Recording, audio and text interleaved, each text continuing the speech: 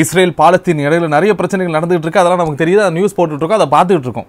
அதெல்லாம் ஒரு பக்கம் பார்த்துக்கிட்டு இருக்கிறப்போ இந்த பக்கம் தமிழ்நாடு அரசு ஒரு முக்கியமான அறிவிப்பு வெளியிட்டிருக்கிறாங்க. அந்த அறிவிப்பு அடுத்த மாதத்துக்குள்ளே வரலாம்.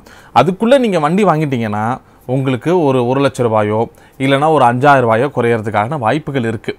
ஏன் அதை சொல்கிறேன் அப்படின்னா வீடியோக்குள்ளே போகலாம். அப்போ தான் உங்களுக்கு தெரிய வரும். Welcome to now you know, this is Vijay தரன்.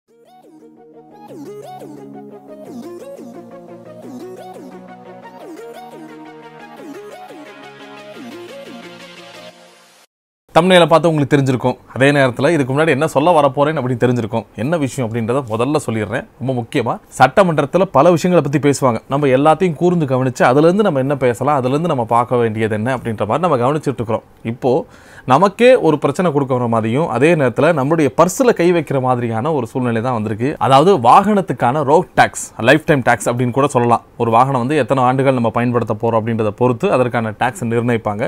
அதில் சில மாற்றங்கள், அதாவது உயர்த்தி இருக்கிறாங்க அப்படின்னு தான் நம்ம சொல்ல வரணும். ஏன்னா நம்மளாம் ஒரு வாகனம் வாங்குன்றது அப்படின்றது ரொம்ப கஷ்டமான ஒரு விஷயம். இப்போ உள்ள காலகட்டத்தில் எல்லாத்துக்கும் வண்டி தேவை அப்படின்ற மாதிரி ஆகி போயிடுச்சு. அதே நேரத்தில் எல்லாத்துக்கும் அத்தியாவசியம், ஒவ்வொரு பொருள் இருக்கிறப்போ வண்டியும் அத்தியாவசியம் ஆகிட்டு இருக்கிற இந்த தருணத்தில் இந்த ஒரு விலை உயர்வு வச்சிருக்கிறாங்க. காரணம் என்னன்னா மாநிலத்தோட நிதியை உயர்த்தணும் அப்படின்றதுக்காக உயர்த்திருக்கிறாங்களாம்.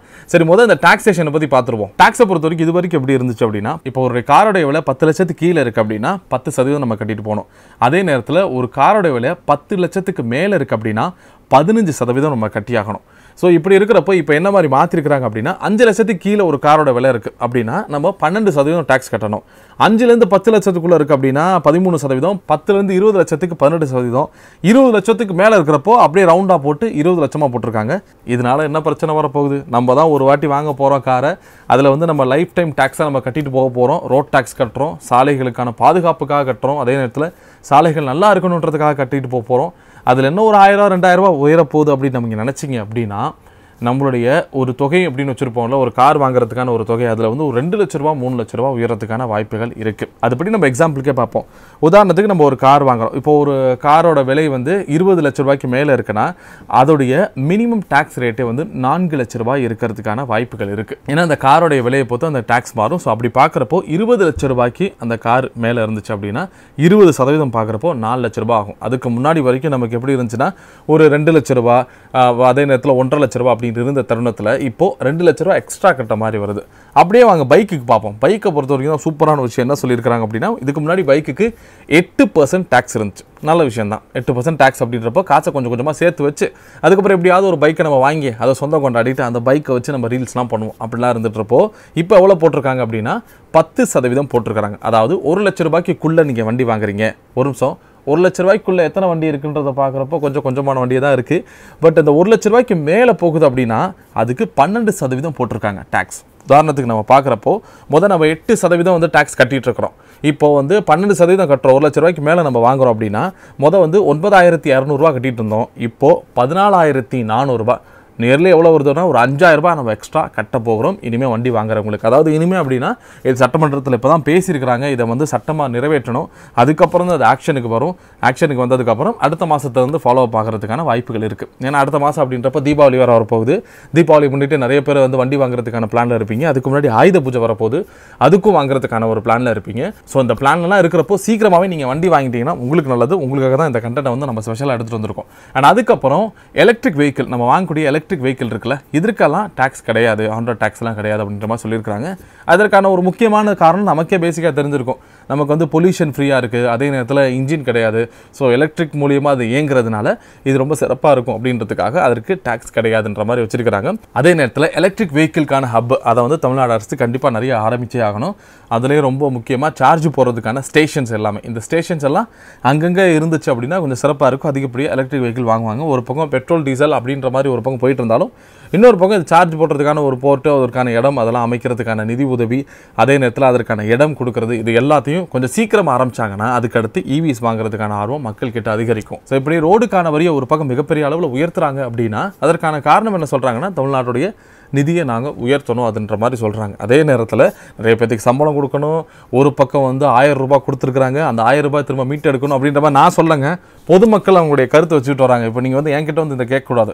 இது வந்து பொதுமக்களுடைய ஒரு வெகுஜன மக்களுடைய ஒரு சாதாரண ஒரு மக்களுடைய ஒரு கருத்து. அதே நேரத்தில் வந்து கல்லால் காசு இல்லை அப்படின்னா இந்த டேக்ஸை உயர்த்துறதுக்கான வாய்ப்புகள் இருக்குது.